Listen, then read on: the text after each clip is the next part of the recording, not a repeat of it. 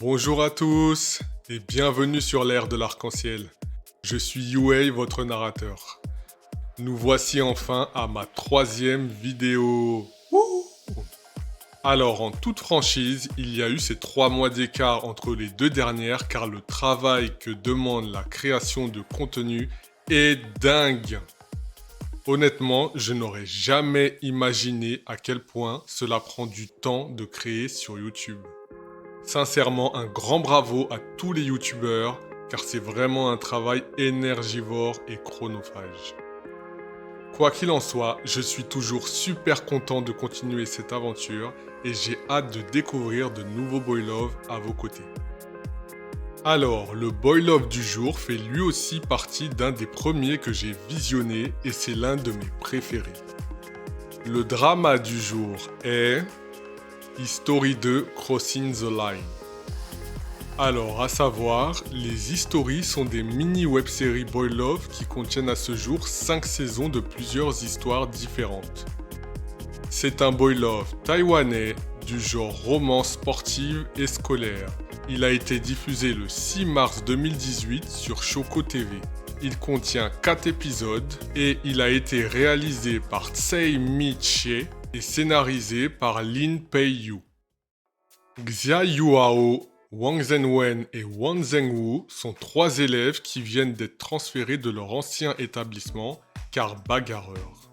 Loin de se faire discret, les 3 amis se font vite remarquer de tous et particulièrement du proviseur. Un jour, alors que celui-ci essaye une énième fois de les discipliner, Xiao lui échappe et se retrouve à bousculer 2 garçons, Xiu Zixuan et Yi Chenghen. Manager et capitaine de l'équipe de volleyball sont impressionnés par l'agilité de Xiao. De leur côté, Wang Zhenwen et Wang Zhenwu sont demi-frères. Ils vivent une relation en dents de scie car Zhenwen garde un lourd secret qui pourrait tout changer. Il préfère donc fuir son grand frère qui lui ne comprend pas son attitude. Quant à Xiao, d'abord inintéressé par les propositions incessantes de Yi Cheng à lui faire rejoindre le club de volley, il finira par accepter lorsque lors d'une confrontation avec l'un de ses membres, il défiera et perdra au jeu face à QZ, ce qui éveillera sa curiosité face à la passion de ce dernier pour ce sport. Et c'est là que commence le drama. Alors, les grands thèmes de la série. Ce drama aborde plusieurs thèmes importants, tels que ne pas se fier aux apparences car l'on ignore tout de ce que chacun vit en privé, les accidents de la vie et les changements de trajectoire qu'ils occasionnent, l'handicap physique et psychologique, les relations amoureuses inhabituelles, marginales, la passion et détermination qui poussent à réussir quoi qu'il en coûte. Tout d'abord, j'ai trouvé que ce drama était bien filmé, avec des couleurs vives et lumineuses. L'alchimie entre les acteurs principaux est excellente. On ressent clairement les émotions et le lien entre chaque personnage. L'acting est convaincant, sauf sur certaines scènes où c'est un peu confus. Mais on leur pardonne car ils sont jeunes et tout mignons. C'est un boy love à la fois rafraîchissant et touchant. Une chose qui m'a marqué dès les premières minutes de la série, et c'est un constat que j'ai fait sur les garçons taïwanais ainsi que sur ceux d'autres pays asiatiques, comme la Thaïlande par exemple, c'est à quel point les mecs sont à l'aise avec leur masculinité. Alors je sais pas si c'est l'éducation ou l'environnement de Taïwan, mais j'aime tellement le fait qu'ils n'ont aucune hésitation à avoir des gestes de tendresse et des contacts physiques, voire même à jouer d'ambiguïté entre eux, sans que cela ne soit interprété, moqué ou observé à outrance. Alors qu'à l'inverse, dans une majorité de pays occidentaux ou africains, il y aurait immédiatement eu des suspicions ou le fameux « Ah, bande de p*** » et autres commentaires désagréables. En tout cas, c'est selon moi l'un des points forts des boy love asiatiques, car de constater ces signes d'affection et de camaraderie entre mecs est si peu mis en avant qu'on se demande parfois si nous ne sommes pas voués à être des espèces de coquilles sans émotion. J'ai donc adoré les nombreuses scènes de tendresse et d'amitié forte entre les personnages masculins, qui, je tiens à le pointer, ne sont pas tous gays. Nous avons d'abord Yi-Cheng, le capitaine de l'équipe de volley, qui est incontrôlable. Il a littéralement eu un coup de foudre pour les capacités athlétiques de Xiao, à tel point qu'il l'a poursuivi pendant des jours pour le recruter. Si ça, ce n'est pas ce qu'on appelle de la détermination. Il est clairement le coup de taser du drama. Le genre de mec qui réveillerait un Maccabée tellement il est à la fois drôle, collant et agaçant. Mais une chose est sûre, c'est un ami en or. Nous avons ensuite les frères Wang, a.k.a. Zenwen et Zenwu, que je n'ai pas réussi à comprendre au départ, car c'était constamment Zenwen qui regarde mal son grand frère et le fuit pour suivre Xiao.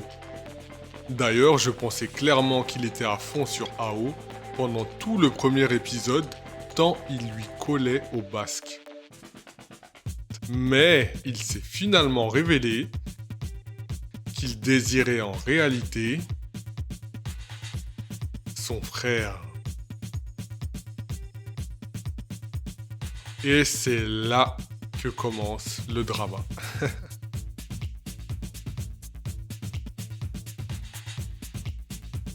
Passons au manager du club de volley, Qiu Zixuan. C'est un garçon en apparence discret qui coache son équipe de façon stricte et méthodique. Mais plus l'on avance dans le drama, plus l'on constate sa passion dévorante pour ce sport.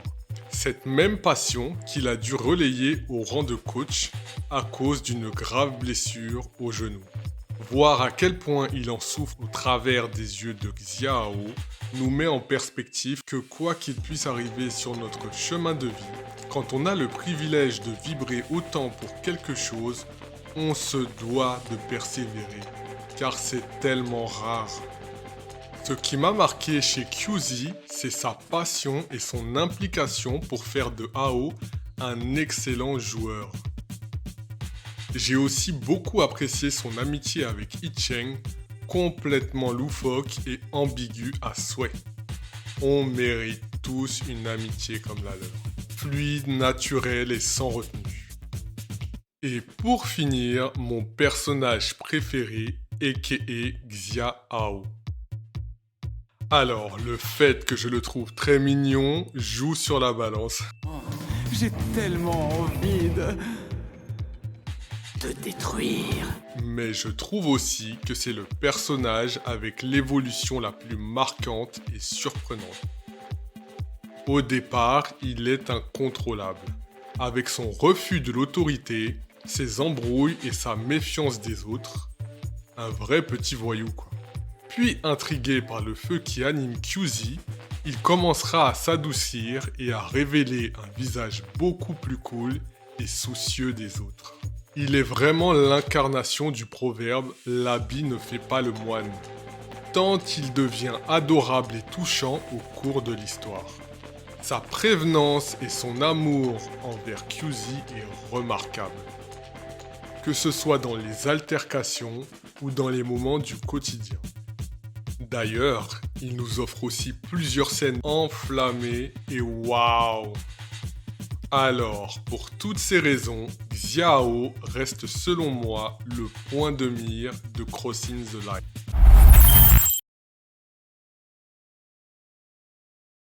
Pour finir, je dirais que ce boy love possède quand même certains points faibles. Il y a certains passages où l'acting n'est pas au top, mais je pense que cela est dû à leur jeunesse. Et aussi à une mauvaise direction de la réalisatrice. Le Taïwanais est trop rapide. J'ai dû revenir en arrière plusieurs fois car je ratais certaines phrases, ce qui peut être frustrant quand on est à fond dans l'épisode. Mais je pense après réflexion que le français est trop long. J'ai constaté que tous les personnages féminins de la série sont agaçantes au possible. toujours à commander ou à crier. Honnêtement, c'est ce genre de fille qui te fait remercier le ciel d'être gay. Voilà pour les points faibles. Donc pour toutes ces raisons, je donne à ce boy love la note de 8 sur 10.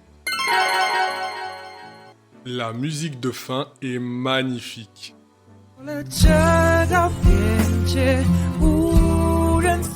Elle véhicule beaucoup d'émotions et les paroles font mouche. Je me devais de donner du crédit à son auteur, Lee Zen-yeon. C'est d'ailleurs lui qui a aussi chanté dans le générique de fin de Right and Wrong. Voilà, c'est tout pour Crossing the Line. N'hésitez pas à regarder cette vidéo en 2 fois pour ne pas vous spoiler tous les rebondissements.